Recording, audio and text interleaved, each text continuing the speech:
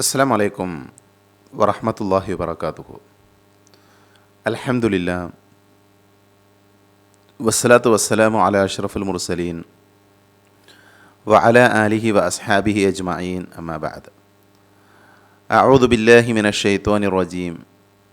യാ അയ്യുഹല്ലദീന ആമനുത്തഖുല്ലാഹ ഹഖ്ക തുഖാതിഹി വലാ തമൂതുന്ന ഇല്ലാ വഅൻതും മുസ്ലിമൂൻ.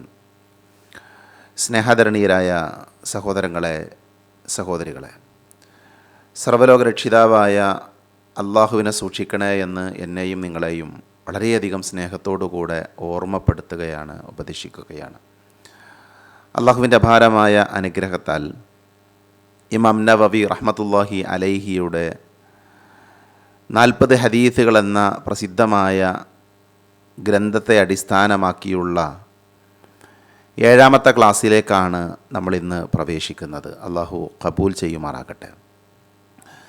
നമ്മൾ വിശദീകരിച്ചു കൊണ്ടിരിക്കുന്നത് അൽ ഹദീസു സാനി, 2ാമത്തെ ഹദീസായ ഹദീസു ജിബ്രീൽ എന്ന പേരിൽ അറിയപ്പെടുന്ന പ്രസിദ്ധമായ ഹദീസാണ്. മുമ്പ് നാം സൂചിപ്പിച്ചതുപോലെ ഉമ്മുൽ ഖുർആൻ എന്ന പേരിൽ സൂറത്തുൽ ഫാത്തിഹ അറിയപ്പെടാറുണ്ട്. അതേപോലെ ഹദീസിൻ്റെ വിഷയത്തിൽ ഹദീസുകളുടെ മാതാവ്, എല്ലാ ആശയങ്ങളും ഉൾക്കൊള്ളുന്ന ഹദീസ് എന്ന തരത്തിലാണ് ഹദീസു ജിബ്രീലിനെ പണ്ഡിതന്മാർ നമുക്ക് പരിചയപ്പെടുത്തിയിട്ടുള്ളത്. അതുകൊണ്ട് തന്നെ വിശ്വാസികളായ നമ്മൾ ഓരോരുത്തരും ഈ ഹദീസ് പൂർണ്ണമായും മനസ്സിലാക്കുകയും ഉൾക്കൊള്ളുകയും ചെയ്യേണ്ടതുണ്ട്.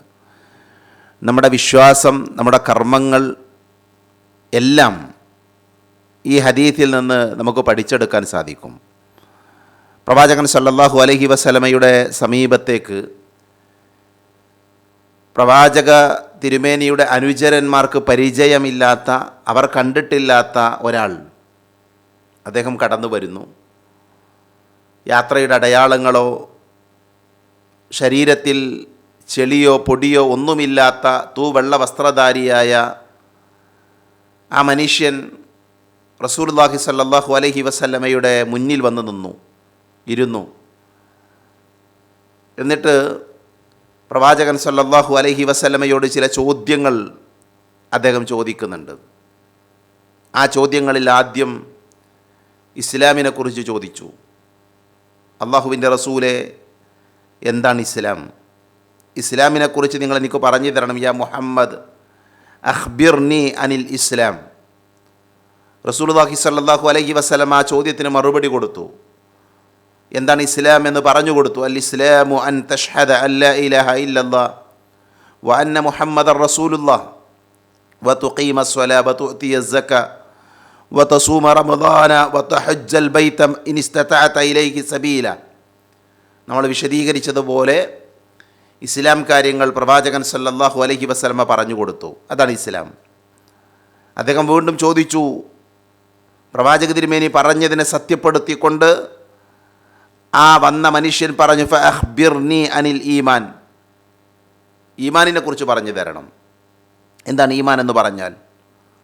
സ്വഹാബികളെല്ലാവരും കേട്ടുകൊണ്ടിരിക്കുകയാണ്. അപ്പോൾ നബി സല്ലല്ലാഹു അലൈഹി വസല്ലമ പറഞ്ഞു, അൻ തുഅ്മിന ബില്ലാഹി വ മലായികതിഹി വ കുതുബിഹി വറുസുലിഹി വൽ യൗമിൽ ആഖിർ വ തുഅ്മിന ബിൽ ഖദരി ഖൈരിഹി വ ശർരിഹി. ഈമാൻ കാര്യങ്ങളും നബി സല്ലല്ലാഹു അലൈഹി വസല്ലം അദ്ദേഹത്തിന് പറഞ്ഞു കൊടുത്തു. അപ്പം നമ്മൾ വിശദീകരിക്കുന്നത് ഈമാൻ കാര്യങ്ങളാണ്. ഈമാൻ കാര്യങ്ങളിൽ 1ാമത്തെ കാര്യം അള്ളാഹുവിലുള്ള വിശ്വാസമാണ്. നമ്മൾ കഴിഞ്ഞ ക്ലാസ്സിൽ അതാണ് വിശദീകരിച്ചത്. ഈ പ്രപഞ്ചത്തിൻ്റെ സൃഷ്ടാവായ പടച്ചതമ്പുരാനിൽ ഒരു മനുഷ്യൻ പൂർണ്ണമായും വിശ്വസിച്ചിരിക്കണം. നമ്മുടെ കണ്ണുകൊണ്ട് നമുക്കവനെ കാണാൻ കഴിയില്ല, പക്ഷേ ആ സൃഷ്ടാവുണ്ട്. അവനാണ് ഈ പ്രപഞ്ചത്തെ സൃഷ്ടിച്ചവൻ, നമ്മളെ സൃഷ്ടിച്ചവൻ, നമുക്കാവശ്യമുള്ളതെല്ലാം ഒരുക്കി തന്നവൻ. ആ റബ്ബിൽ വിശ്വസിക്കാതെ ഒരാൾക്ക് മുസ്ലിമാകാൻ സാധിക്കില്ല. ഒരാളുടെ വിശ്വാസം ഒരിക്കലും ശരിയാവുകയില്ല. അപ്പം അള്ളാഹുവിലുള്ള വിശ്വാസമാണ് ഈമാനിൽ 1ാമത്തെ കാര്യം. അതിനെ തുടർന്ന് റസൂലുള്ളാഹി പറഞ്ഞത് അൻ തുഅ്മിന ബില്ലാഹി വ മലായികതിഹി. അള്ളാഹുവിൻ്റെ മലക്കുകളിലുമുള്ള വിശ്വാസം. അപ്പോൾ ഈമാൻ എന്താണ്? ഒന്ന് അള്ളാഹുവിലുള്ള വിശ്വാസമാണ്. 2ാമത്തെ കാര്യം മലക്കുകളിലുള്ള വിശ്വാസമാണ്.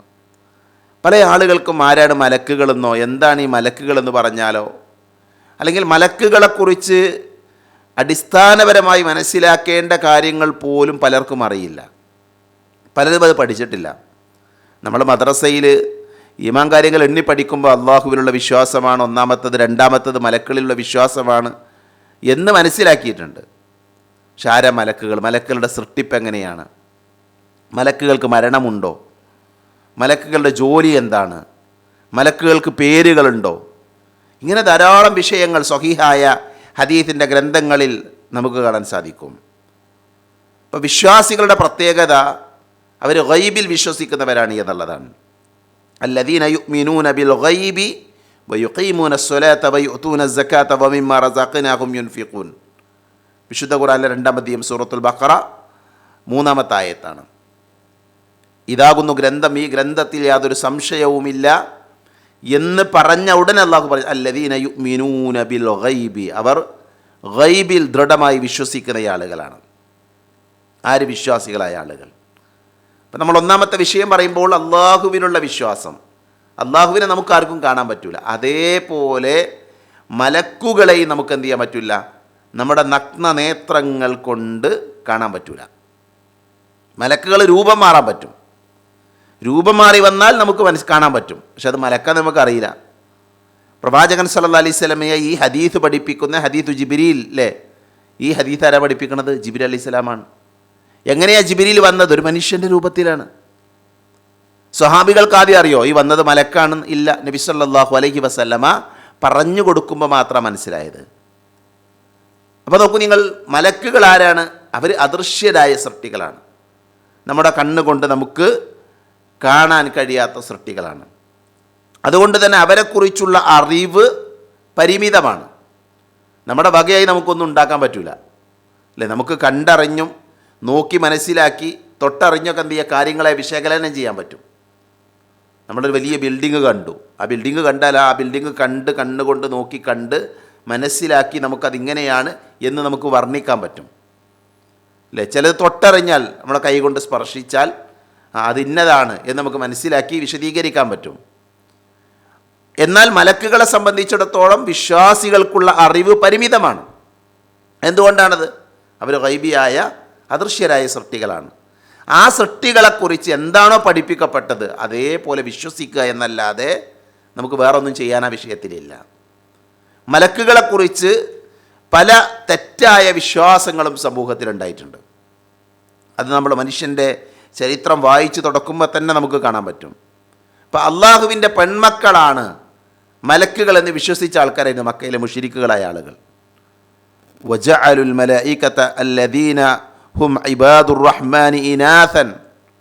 മലക്കുകളെക്കുറിച്ച് അവർ പറഞ്ഞ വാചകം അതാണ്. പരമകാരുണ്യകൻ്റെ ദാസന്മാരായ മലക്കുകളെ അവർ പെണ്ണുങ്ങളാക്കിയിരിക്കുന്നു. അപ്പോൾ മലക്കുകൾ അള്ളാഹുവിൻ്റെ പെൺമക്കളാണ് എന്നായിരുന്നു ആരുടെ വിശ്വാസം? മക്കയിലെ മുശ്രിക്കുകളായ ആളുകളുടെ വിശ്വാസം. എന്നാൽ അള്ളാഹുവിന് മക്കളുണ്ടോ? ഇല്ല. അത് ഖുർആൻ്റെ എതിരാണ്. ഖുൽ ഹുവല്ലാഹു അഹദ് അല്ലാഹു സമദ് ലം യലിദ് വലം യൂലദ്. അള്ളാഹു ആരുടെയും മകനല്ല, അള്ളാഹ്ക്ക് മക്കളുമില്ല. അള്ളാഹു ആരുടെയും മകനല്ല, അള്ളാഹുവിന് മക്കളുമില്ല. അപ്പം അതുകൊണ്ട് തന്നെ മലക്കുകൾ അള്ളാഹുവിൻ്റെ പെൺമക്കളാണ് എന്ന വിശ്വാസം ശരിയല്ല. അത് പ്രമാണങ്ങൾക്ക് വിരുദ്ധമാണ്. അതേപോലെ തന്നെ പല തെറ്റായ വിശ്വാസങ്ങൾ. അപ്പം നമ്മളെ സംബന്ധിച്ചിടത്തോളം നമ്മളെങ്ങനെയാണ് മലക്കുകളിൽ വിശ്വസിക്കേണ്ടത്? മഹാനായ ഇമാം സുയൂത്തി റഹ്മത്തുള്ളാഹി അലൈഹി വിശദീകരിക്കുന്നൊരു കാര്യമുണ്ട്. വിശുദ്ധ ഖുർആനിലെ സൂറത്തുൽ ബഖറയിലെ 285-ാമത്തെ ആയത്ത് എല്ലാവർക്കും അറിയാവുന്ന ആയത്താണ് അല്ലേ? ആമന റസൂലു ബിമാ ഉൻസില ഇലൈഹി മിർ റബ്ബിഹി വൽ മുഅ്മിനൂൻ കുല്ലുൻ ആമന ബില്ലാഹി വമലായികതിഹി വകുതുബിഹി വറുസുലിഹി ലാ നുഫർരിഖു ബൈന അഹദിൻ മിർ റുസുലിഹി. പ്രവാചകൻ സല്ലല്ലാഹു അലൈഹി വസല്ലം വിശ്വസിച്ചിട്ടുണ്ട്. എന്തിൽ? പ്രവാചകന് ഇറക്കിയതിൽ. അതേപോലെ തന്നെ മുഅ്മിനുകളായ ആളുകളും അവരെല്ലാവരും വിശ്വസിച്ചിട്ടുണ്ട്. അള്ളാഹുവിൻ്റെ റസൂലിന് അള്ളാഹു ഇറക്കിക്കൊടുത്ത ഖുർആനിലും അതേപോലെ തന്നെ മലക്കുകളിലും വേദഗ്രന്ഥങ്ങളിലും പ്രവാചകന്മാരിലുമൊക്കെ മുഅ്മിനുകളായ ആളുകളും വിശ്വസിച്ചിട്ടുണ്ട്. ഇത് നമ്മുടെ വിശ്വാസമാണ്, ഇത് നമ്മുടെ ഈമാനാണ്. മലക്കുകളിൽ വിശ്വസിക്കാത്തത് അതെങ്ങനെയായിരിക്കണം? ഇമാം സുയൂത്തി റഹ്മത്തുള്ളാഹി അലൈഹി അദ്ദേഹത്തിൻ്റെ ഷുഅബുൽ ഈമാൻ എന്ന് പറയുന്ന ഗ്രന്ഥത്തിൽ അദ്ദേഹം പറഞ്ഞത്, ഒന്ന്, അവരുടെ അസ്തിത്വത്തിൽ വിശ്വസിക്കണം. മലക്കൾക്കൊരു അസ്തിത്വമുണ്ട്, അതിൽ വിശ്വസിക്കണം. രണ്ട്, അദ്ദേഹം പറഞ്ഞത് മനുഷ്യരും ജിന്നുകൾ അള്ളാഹുവിൻ്റെ സൃഷ്ടികളാണ്. ഇതുപോലെ അള്ളാഹുവിൻ്റെ കൽപ്പനാ നിർദ്ദേശങ്ങൾ പാലിക്കേണ്ട സൃഷ്ടികളാണ് ആര്? മലക്കുകളും. ഇപ്പം മനുഷ്യരും ജിന്നുകളും അള്ളാഹിൻ്റെ സൃഷ്ടികളാണ്. എന്തിനാ അവരെ പടച്ചത്? വമാ ഖലഖ്തുൽ ജിന്ന വൽ ഇൻസ ഇല്ലാ ലിയഅ്ബുദൂൻ. അള്ളാഹുവിനെ ആരാധിക്കാൻ വേണ്ടിയാണ് മനുഷ്യരെയും ജിന്നുകളെയും പടച്ചത്. അതേപോലെ ആ മലക്കുകൾ മനുഷ്യന്മാരെന്ത് ചെയ്യണം? അള്ളാഹുവിൻ്റെ കൽപ്പനകൾ അനുസരിക്കണം. ജിന്നുകൾ അള്ളാഹുവിൻ്റെ കൽപ്പനകൾ അനുസരിക്കണം. മലക്കുകളും അള്ളാഹുവിൻ്റെ കൽപ്പനാ നിർദ്ദേശങ്ങൾ പാലിക്കേണ്ട സൃഷ്ടികളാണ്. അതേപോലെ തന്നെ അള്ളാഹു അവർക്ക് പ്രത്യേക സ്ഥാനങ്ങൾ നൽകിയിട്ടുണ്ട്. മലക്കുകൾക്ക് മനുഷ്യർക്കില്ലാത്ത, ജിന്നുവർഗത്തിനില്ലാത്ത ചില സ്ഥാനങ്ങൾ. ഇപ്പോൾ ഖുർആനിൽ അള്ളാഹു പറഞ്ഞു, ഇബാദുൻ മുക്റമൂൻ, അവരാദരണീയരായ സൃഷ്ടികളാണ്, അടിമകളാണ്, ഇബാദാണ്, ആദരണീയരാണ് അവർക്ക് പ്രത്യേകത ഉണ്ട്. ഈ ആയത്തിനെ വിശദീകരിച്ചുകൊണ്ട് ഇമാം ഇബ്നു കസീർ റഹ്മത്തുള്ളാഹി അലൈഹി പറഞ്ഞ അൽ മലായികത്തു ഇബാദുല്ലാഹി മുക്റമൂന ഇൻദഹു, അള്ളാഹുവിൻ്റെ അടുക്കൽ ഈ മലക്കുകൾ, അള്ളാഹുവിൻ്റെ സൃഷ്ടികളായ മലക്കുകൾ ആദരണീയരായ ആളുകളാണ്. അവർ ഉന്നതമായ സ്ഥാനമുള്ള ആളുകളാണ്. അവരുടെ പ്രത്യേകത ഇമാം സുയൂത്തി പറഞ്ഞു.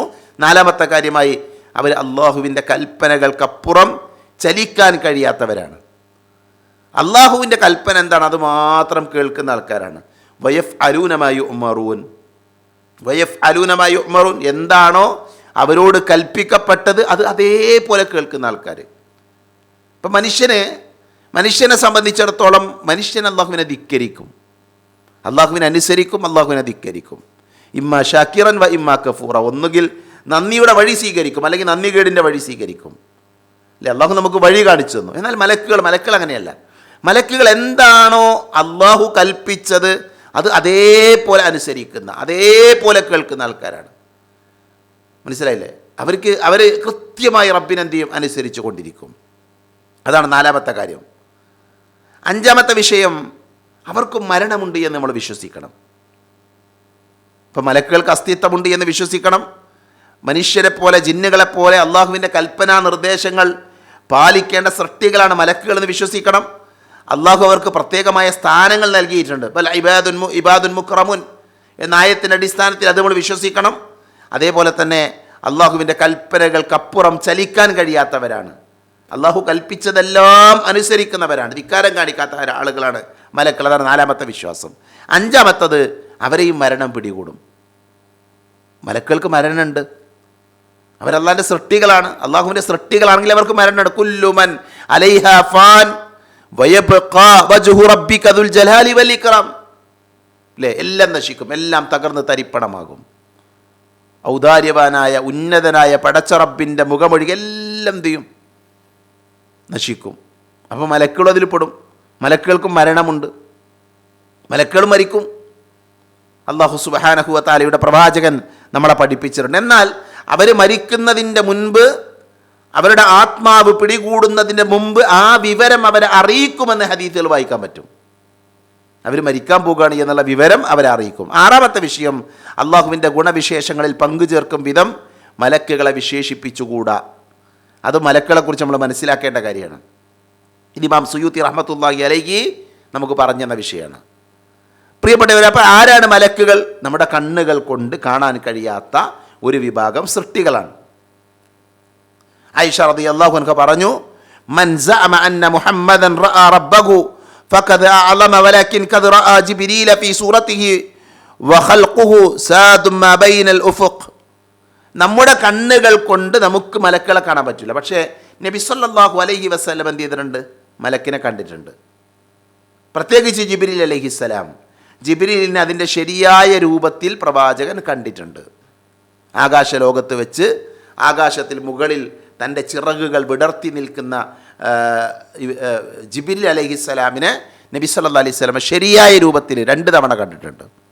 600 ചിറകുകൾ ജിബ്രീലിനുണ്ട് എന്ന് ഹദീസുകളിൽ നമുക്ക് കാണാൻ പറ്റും. അപ്പം നമ്മളെ സംബന്ധിച്ച് നമ്മുടെ കണ്ണുകൾ കൊണ്ട് കാണാൻ പറ്റാത്ത സൃഷ്ടികൾ. രണ്ടാമത്തത്, അള്ളാഹു അവരെ പടച്ചിരിക്കുന്നത് പ്രകാശം കൊണ്ടാണ്. അത് നമ്മൾ മനസ്സിലാക്കണം. മലക്കുകളെക്കുറിച്ച് വായിക്കുമ്പോൾ നമ്മളത് പഠിക്കണം. മനുഷ്യരെ അള്ളാഹു പടച്ചത് മണ്ണിൽ നിന്നാണ്, അല്ലേ? ജിന്നുവർഗത്തെ അള്ളാഹു പടച്ചത് തീയിൽ നിന്നാണ്. മലക്കുകളെ അള്ളാഹു പടച്ചത് പ്രകാശത്തിൽ നിന്നാണ്.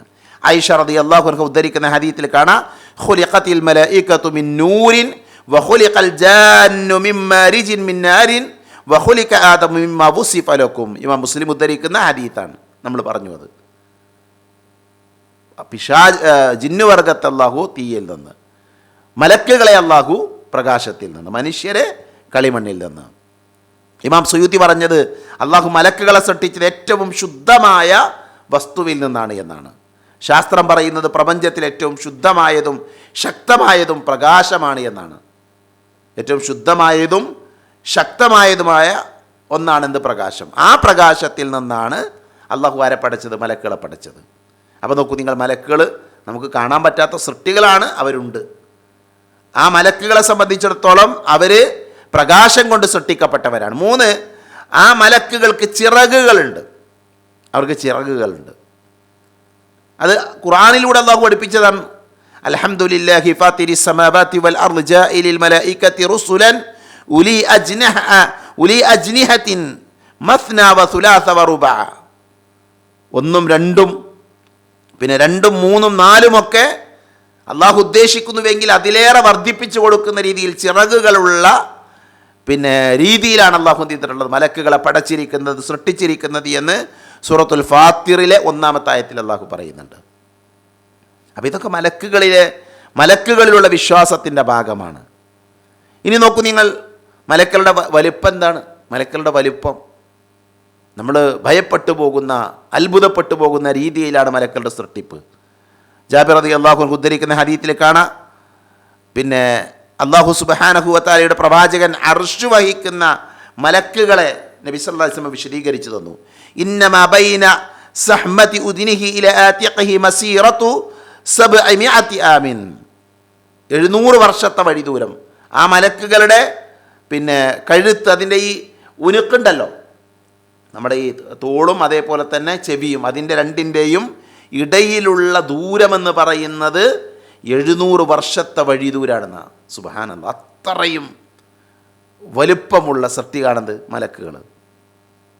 700 വർഷത്തെ വഴി ദൂരം ആലോചിച്ച് നോക്കൂ നിങ്ങൾ. ഹദീസിൽ വന്നതാണ്. ഇമാം അൽബാനി റഹ്മത്തുള്ളാഹി അലൈഹി സ്വഹീഹാണ് എന്ന് രേഖപ്പെടുത്തിയതാണ്. വേറെയും ഹദീസുകളിൽ മലക്കുകളുടെ വലുപ്പങ്ങൾ പറയുന്നുണ്ട്.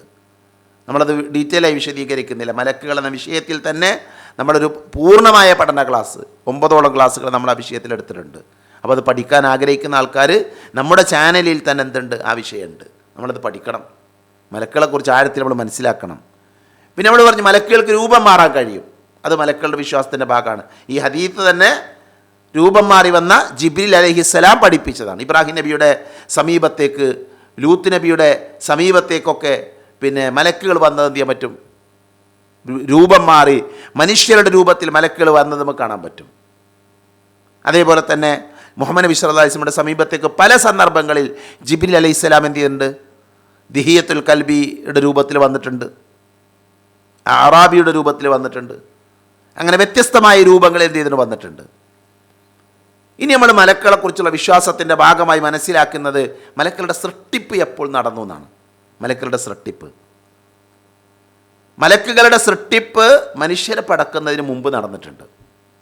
മലക്കുകളെ നമ്മളെ പടക്കുന്നതിന് മുമ്പ് നടന്നിട്ടുണ്ട്. എന്താ തെളിവെന്താ? വഇദ് ഖാല റബ്ബുക ലിൽ മലായികതി ഇന്നി ജാഇലുൻ ഫിൽ അർദി ഖലീഫ ഖാലു അതജ്അലു ഫീഹാ മൻ യുഫ്സിദു ഫീഹാ വയസ്ഫിഖു ദിമാ വനഹ്നു നുസബ്ബിഹു ബിഹംദിക വനുഖദ്ദിസു ലക് ഖാല ഇന്നി അഅലമു മാ ലാ തഅലമൂൻ. സൂറത്തുൽ ബഖറ 30-ാമത്തെ ആയത്താണ്. അല്ലാഹു മനുഷ്യരെ പടക്കാൻ ഉദ്ദേശിച്ച സമയത്ത് മലക്കളോട് സംസാരിക്കുകയാണ്. ഭൂമിയിൽ ഞാനിങ്ങനെ ഒരു ഖലീഫയെ നിയമിക്കുകയാണ്. അപ്പോൾ അവരുടെ ചോദ്യം എന്താ? ഖാലു അതജ്അലു ഫീഹാ മൻ യുഫ്സിദു ഫീഹാ. മലക്കുകളോട് അല്ലാഹു മനുഷ്യരെ പടക്കുന്നതിന് മുമ്പ് ചോദിച്ചു, സംസാരിച്ചു, മനുഷ്യരെ കുറിച്ച് പറഞ്ഞു, മനുഷ്യരെ പടക്കാൻ പോകുക എന്ന് പറഞ്ഞു. അപ്പോൾ അവർ അള്ളാഹുവിനോട് തിരിച്ചു ചോദിക്കും. മനുഷ്യന്മാരെ കുറിച്ച് അള്ളാഹുവിനോട് മലക്കൾ ചോദിക്കുന്നുണ്ട്. അപ്പോൾ അതിൻ്റെ അർത്ഥം എന്താ? മനുഷ്യരെ പടക്കുന്നതിന് മുമ്പ് മലക്കുകളെ എന്ത് ചെയ്തിട്ടുണ്ട്? പടച്ചിട്ടുണ്ട് എന്ന് മനസ്സിലാക്കാൻ പറ്റും. പിന്നെ മലക്കളുടെ വാസസ്ഥലം എവിടെയാണ്? മലക്കളുടെ വാസസ്ഥലം ആകാശത്തിലാണ് എന്ന് നബി സല്ലല്ലാഹു അലൈഹി വസല്ലമ നമ്മളെ പഠിപ്പിച്ചിട്ടുണ്ട്. മലക്കുകൾ വസിക്കുന്നത് ആകാശലോകത്താണ്. ഇസ്രായിൻ്റെ യാത്രയെക്കുറിച്ച് പറയുമ്പോൾ നബി സല്ലല്ലാഹു അലൈഹി വസല്ലം പറയുന്നുണ്ട്, ഇന്നി അറാ മാ ലാ തറൗൻ, നിങ്ങൾ കാണാത്തത് ഞാൻ കാണുന്നുണ്ട്, നിങ്ങൾ കാണാത്ത ഞാൻ കാണുന്നുണ്ട്. ആകാശലോകത്ത് 4 വിരലുകൾ ചേർത്തു വെക്കാൻ ഒരു ഇടമുണ്ട് എങ്കിൽ അവിടെ ഒരു മലക്കുണ്ടാകും. അള്ളാഹുവിന് സുജൂദ് ചെയ്തുകൊണ്ട് അവിടെ ഒരു മലക്കുണ്ടെന്നാണ് ആകാശലോകത്ത്. അപ്പം മലക്കുകൾ വളരെയധികം മലക്കുകളുണ്ട്. അവരുടെ എണ്ണം നമുക്കറിയില്ല. ധാരാളം മലക്കുകളുണ്ട്. നബി സല്ലല്ലാഹു അലൈഹി വസല്ലമ പിന്നെ ഖുർആനിലൂടെ നമ്മളെ പഠിപ്പിച്ചത് വമാ യഅലമു ജുനൂദ റബ്ബിക ഇല്ലാ ഹുവ, അള്ളാഹുവിൻ്റെ സൈന്യങ്ങളുടെ എണ്ണം, അതിൻ്റെ അതത് ആർക്കും അറിയുള്ളൂ? പടച്ചവനെ അറിയുള്ളൂ, നമുക്ക് ആർക്കും അറിയാൻ പറ്റില്ല. ഇപ്പം ബൈത്തുൽ മഅമൂർ, എന്താ ബൈത്തുൽ മഅമൂർ എന്ന് പറഞ്ഞാൽ? ബൈത്തുൽ മഅമൂർ എന്ന് പറഞ്ഞാൽ ഉപരിലോകത്തുള്ള ആകാശ ലോകത്തുള്ള കാബയാണെന്ന് വേണമെങ്കിൽ പറയാം. മലക്കുകൾ തവാഫ് ചെയ്യുന്ന, മലക്കുകൾ ഹജ്ജ് ചെയ്യുന്ന ഇടമാണ് ഇത് ബൈത്തുൽ മഅമൂർ. ആ ബൈത്തുൽ മഅമൂർ നബി സല്ലല്ലാഹു അലൈഹി വസല്ലം കണ്ടിട്ടുണ്ട്. ആ ബൈത്തുൽ മഅമൂർ ആകാശലോകത്ത് മലക്കുകൾക്ക് മാത്രമായിട്ടുള്ളൊരു കാബയാണ്. മനസ്സിലായില്ല? അതാണ് ബൈത്തുൽ മഅമൂർ എന്ന പേരിൽ അറിയപ്പെടുന്നത്.